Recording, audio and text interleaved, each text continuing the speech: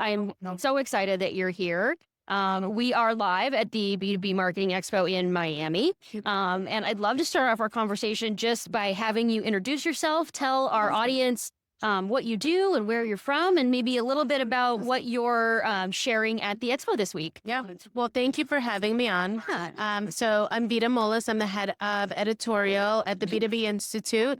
We're a small think tank within LinkedIn focused on the advertising business. And we're really, I say we're obsessed with helping B2B marketers grow. I love that. And we're here to debut a new piece of work that's called the Credibility Code. So we unpacked all the stack, the credibility stack and all those layers. And we also double clicked on creators as really a core part of that stack. That is fantastic. I love what you're saying about credibility because it's so important in the B2B buying cycle. As you know, it is rarely only one person making a decision when it comes to those purchase choices. So can you share just a little bit more about what that credibility index means and what people are sort of paying attention to when it comes to making the right impression with the right people? Yeah. So absolutely. So B2B buying is changing and it's getting more complicated, right? And so like what inspired this study was looking at B2B journeys. They're 272 days. They're really long. They involve 10 stakeholders, sometimes as many as 22.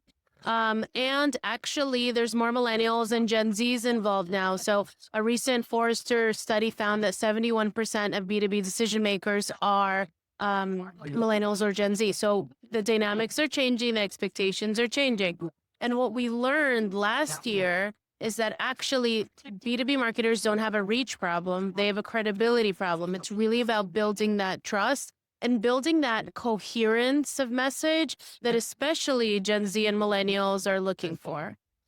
So our research unpacks that credibility stack. So it starts with brand, right? Brand has to have a point of view and a messaging, but also there's opportunities to trickle that message through employees because employees have huge reach, but they also have really strong engagement. And by bringing their stories, specifically to their audiences, they know their audience, they know their friends and their peers that are on the platform. And of course, like customer advocates and peers play a role, but creators really create this compounding effect and drive that message holistically in the marketplace, especially in B2B where we see niche sub-verticals and communities where you expect like a sense of like technical expertise and really specific, credible signals. Yeah. I love that you were able to share some of those statistics about just how long these sales cycles are and just how many touch points that requires, right? We know that in general, people have very short attention spans and that it requires a high volume of touch points and contact points to build that value and tell that story. And as soon as you compound that across a buying committee, the exponential nature of it becomes almost impossible to comprehend very overwhelming.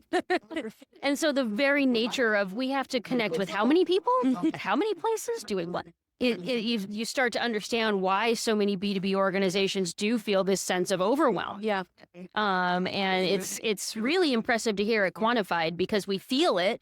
Our team here at Compression Marketing works a lot with B2B organizations, particularly in those regulated spaces, and they have a very complicated story to tell, and they need to tell it.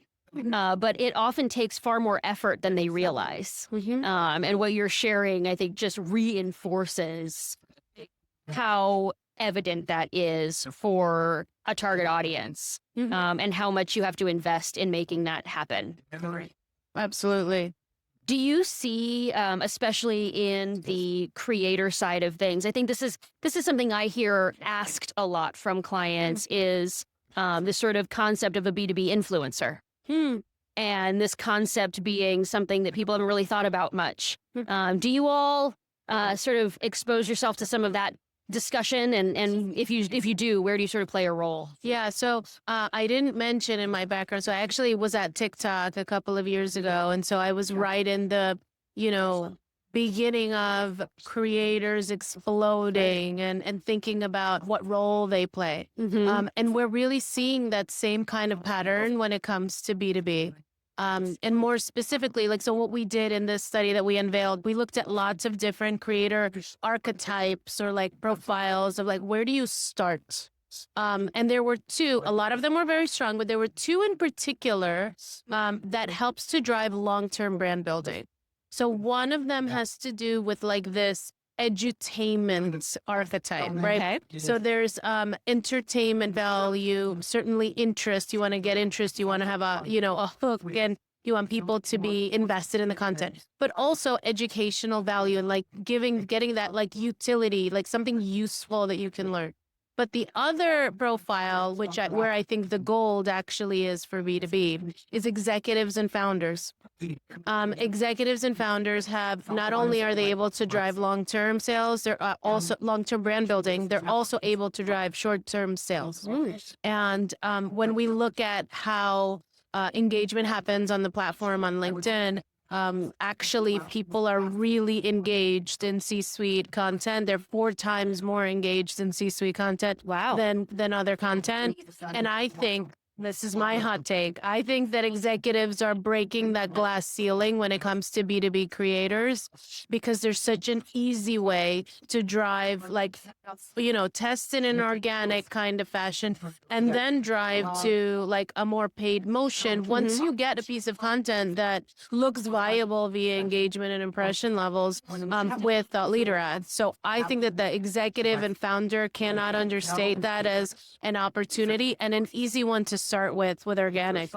That is a wonderful, wonderful piece of advice. I think there is sort of it's almost like it's a sleeper version of something, right? I feel like executives maybe don't realize that they can have that kind of an impact.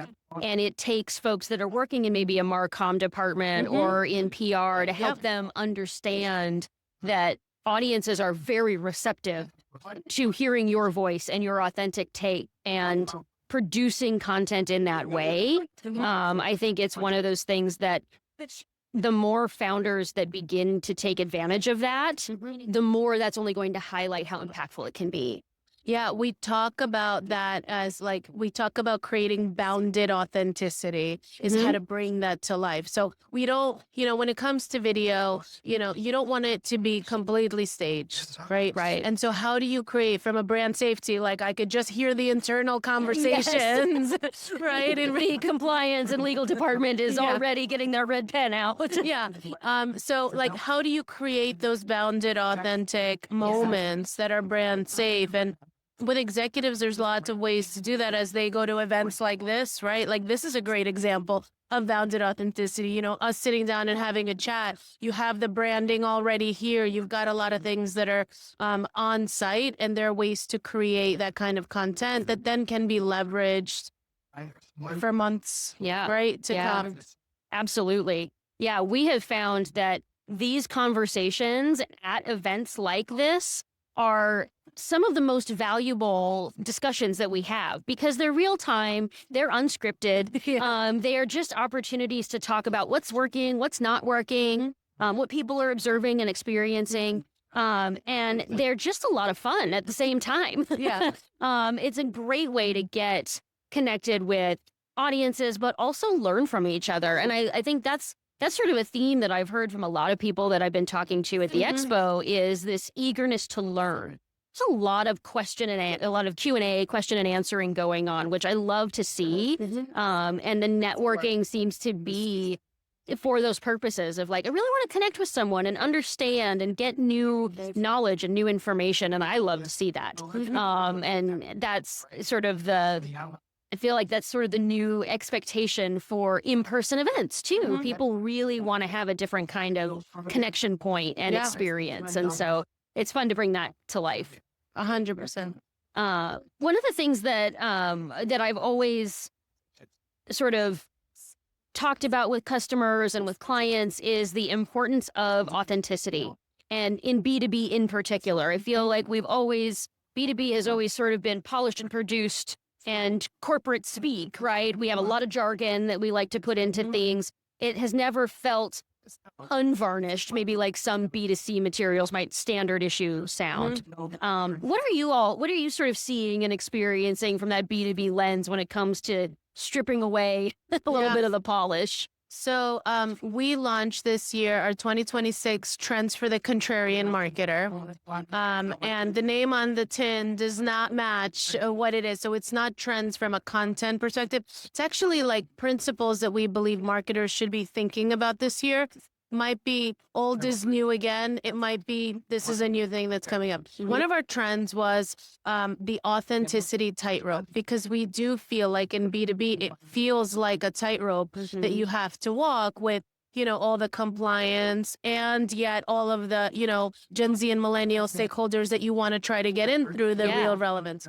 So what we found is that actually most B2B decision makers don't find advertising and don't find content in B2B to feel authentic. Yet B2B marketers, I think that stat is like 92% of B2B marketers feel that they are producing authentic content. Only like 50 something. That's quite the mismatch. There's a big mismatch. There's like universally authentic. Only 50% of people are like, yeah, maybe. That's a big mismatch. There's something that we as B2B marketers need to learn from that.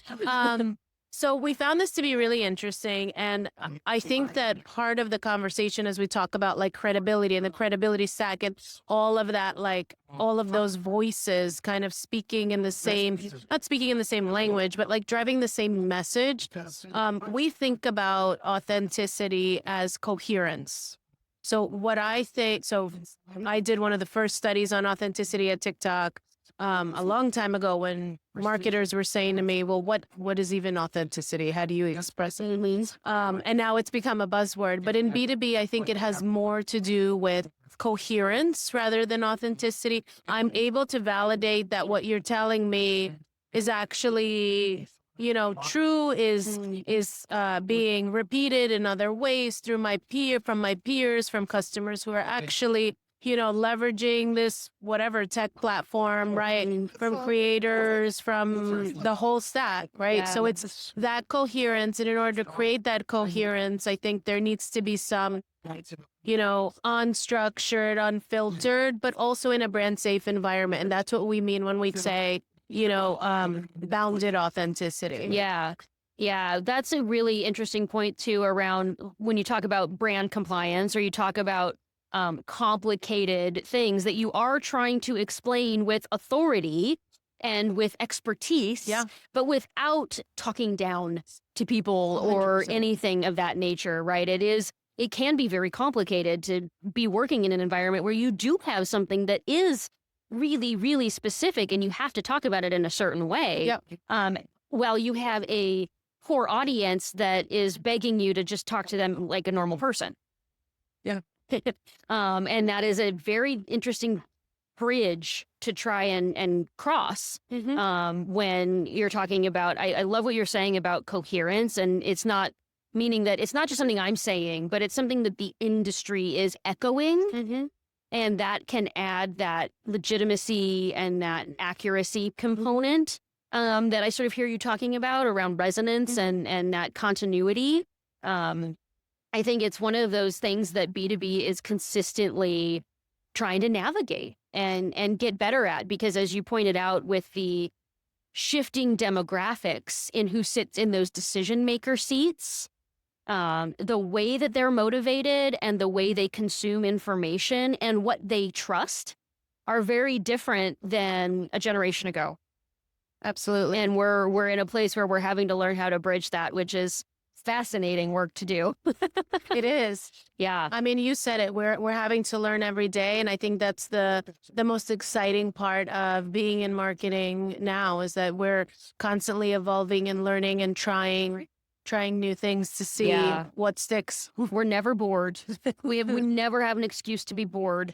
We're often the first to adopt and play with and break things and try things, which is good. I think it's good that we have a propensity to try and experiment. That's how we learn. That's how we get better.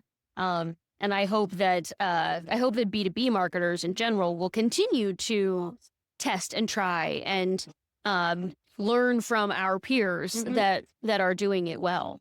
that'll be important for our continued growth trajectory, regardless of what the future of advertising tech looks like. We still have to communicate our value props correctly and authentically and accurately within the confines of what those definitions are. You mentioned the definition of authenticity sort of changing a little bit. What is something that, from your experiences, not just at within the think tank experience, but also based on TikTok, like what are maybe your best tips and tricks or the most important advice that you would want someone working in a B2B company to really take away when they're thinking about some of the things that we've been talking about today? Yeah, I mean, it's to me, it comes down to growth mindset, and you can't be in a growth mindset all the time. It's not like a personality trait, right?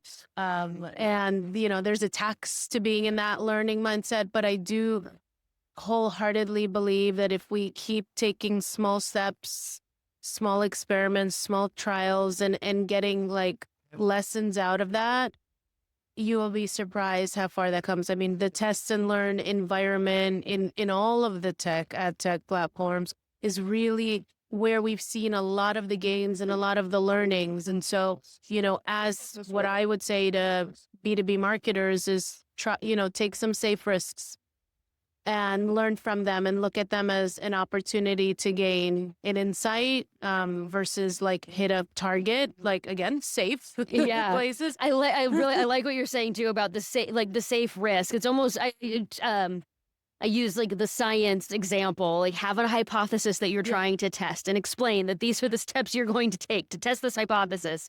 And hopefully that gives you some of the footing that you need with a compliance team or with a legal team to have the space to test it, to try it, and to get those results back. Because no matter what, the information you get back is important and useful. You're going to learn something that's going to move the needle one way or the other. So I love that you're sharing that advice to try things, to test things, and to take those risks. Because I think that is very important in marketing in general. But I think B2B in particular needs to remember that there's value in taking those risks. So I love that advice. That's so sharp. Thank you.